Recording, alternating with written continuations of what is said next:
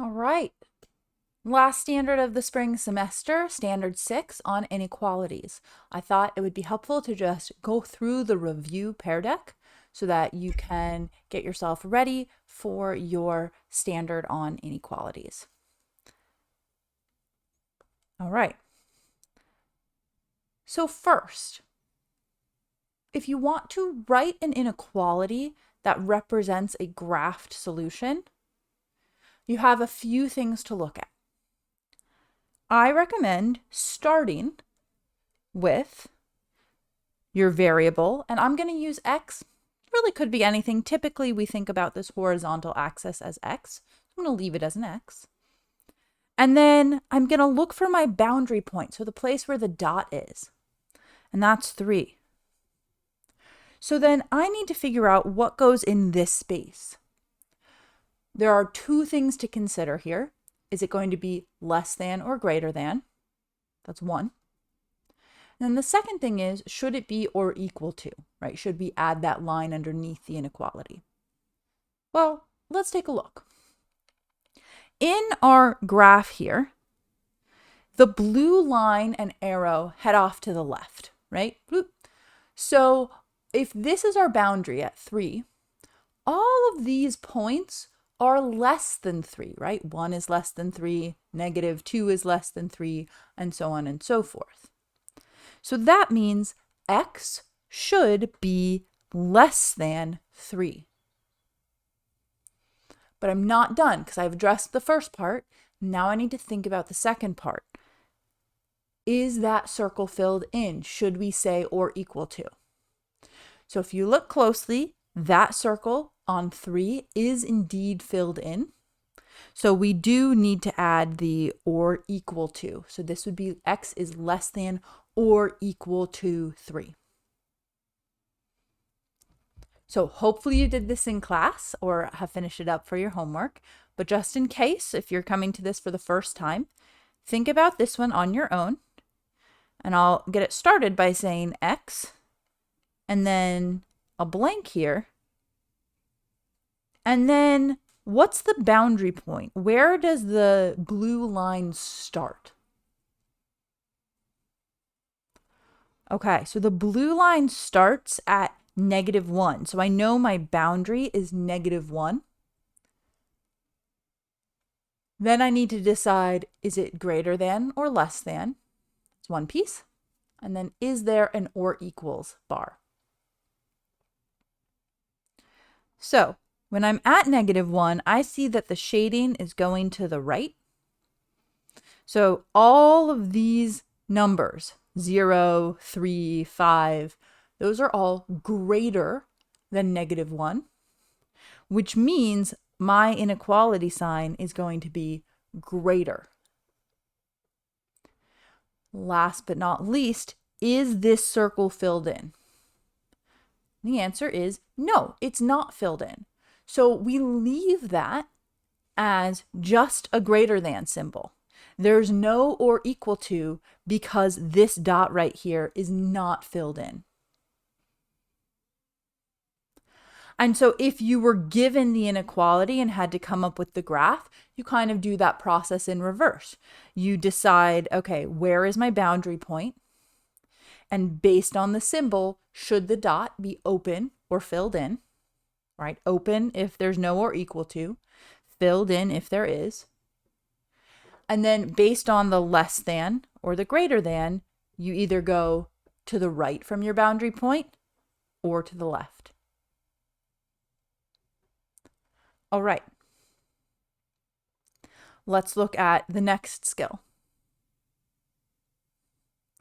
So now we're solving an inequality. We're still only in one variable, but we want to solve it. And solving an inequality is very similar to solving an equation, but there's no equal sign. It's an inequality sign instead. I'm going to rewrite this. 4x minus 1 is less than 11 so that all my work can be really linear and clear. And then I want to get my x by itself and positive. So right now, this 4 is in the way and this -1 is in the way of that. I'm going to address the things that are least attached to the x first. In this case, that's the -1. So I'll say +1 on both sides, because that cancels out. -1 and +1 make a 0 pair, which means when you add them together, you get 0.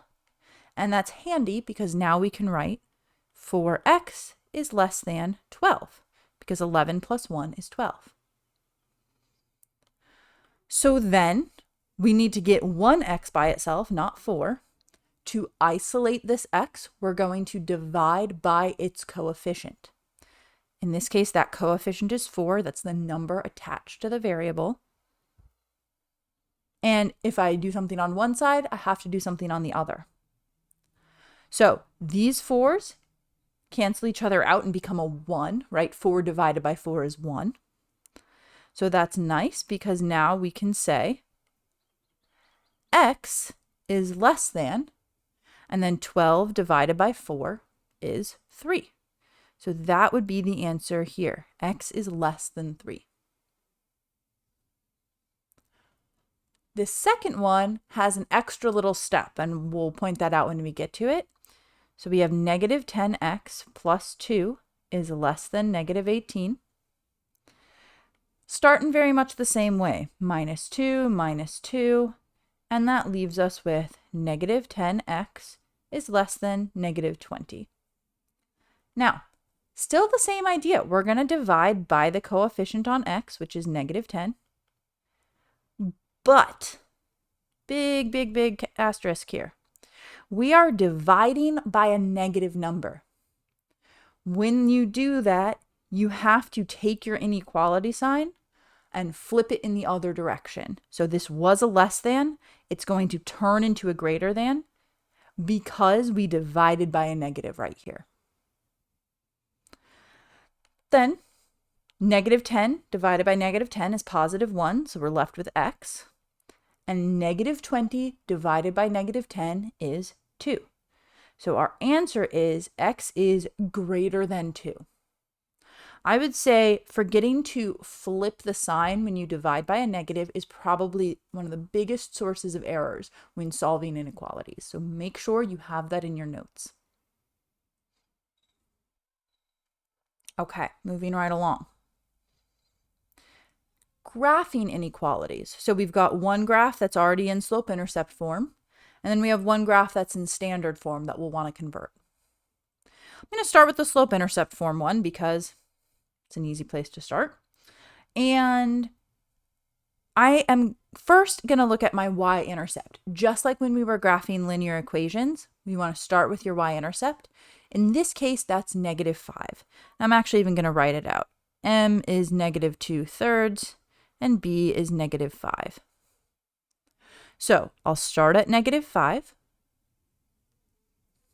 And then since the slope is -2/3, I'm going to go down 2 and to the right 3. I'm just going to put some dots down 2 and to the right 3. I'll do that a few times. I can go in the opposite direction. But before I connect these, I'm going to look at my inequality. That just says y is less than. There's no or equal to. So this line should be dashed. So I'm just going to connect these with a dashed line. Again, you don't have to have your line absolutely perfect. Show me some points so that I can see you've graphed the line correctly, and show me that it's clearly dashed. Awesome. So that's the line we still have to shade. The solution to a linear inequality is a shaded region. It's an infinite set of points. So since this says y is less than, one way to approach this is to say, okay, I'm going to put my finger on the line and go low because it's less than. I need to go less than the line. So we know that we should be shading in this region below our line. Another thing you can do is test a point. And you can plug that straight into the equation. So we would say 0 is less than -2/3 times 0 minus 5, which gives us 0 is less than anything times 0 is 0, and 0 minus 5 is -5. Well, this is a false statement. This is not true. So this point 0, 0 is not in our solution region, which means we don't want to shade on the side of the line that includes the point 0, 0. That would necessitate us shading on this other side of the line. So 2 ways to decide your shading. Either use the symbol and say, okay, less than is below, greater than is above. Or test a point, and if it's false, you shade on the other side of the line. And if it works, if you get a true statement, then you would shade on the side of the line that includes that test point. All right, for this inequality, what we've been doing is putting our standard form inequalities into slope-intercept form, because that's what we are most used to graphing with this year. To do that, I need one y by itself. So I'm going to use this space right here. So I'll say 2x plus 4y is greater than or equal to, oh, that's an 8. Okay.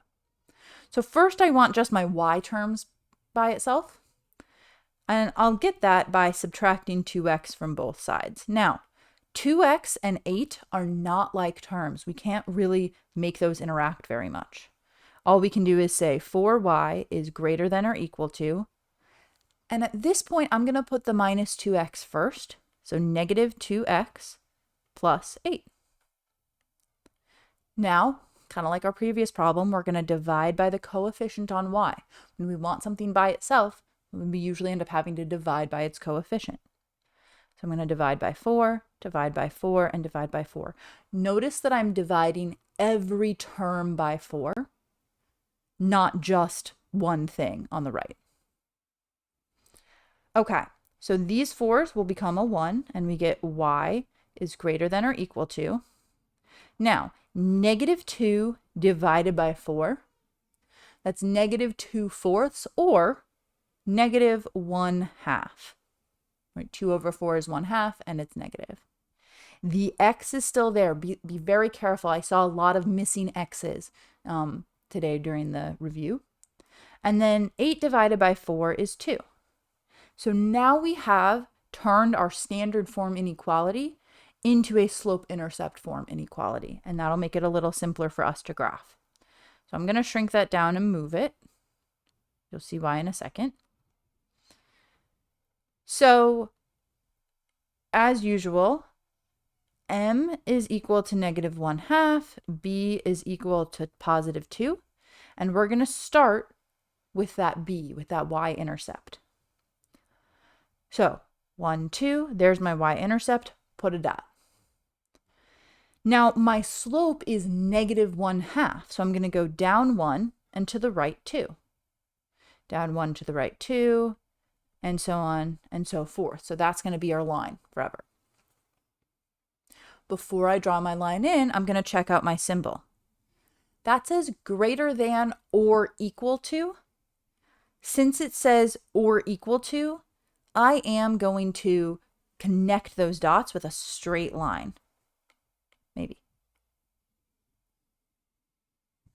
So this is a solid line because that said or equal to.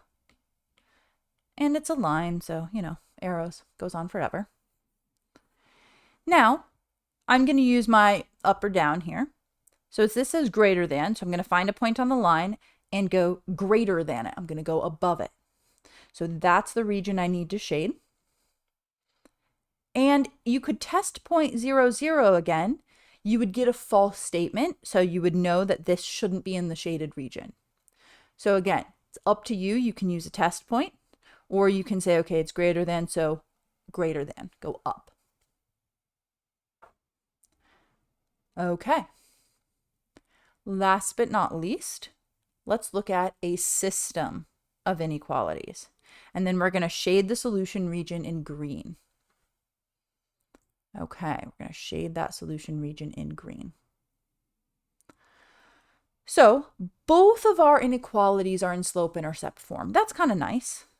And I'm going to color code them because of course I am, right? If you've been in my class all year, you know Color coding is where it is at. So I'm going to graph my orange line first, and I'm going to take note of some things. So on my orange line, M, it's pretty hard to see, M is equal to -2, and B is equal to -1.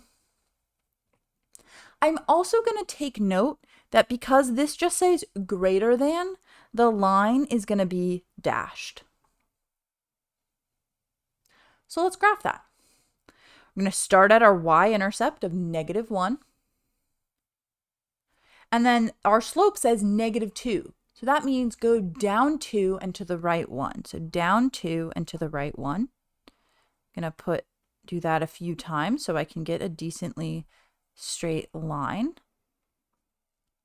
And then my line should be dashed because there's no or equal to in this inequality. Okay.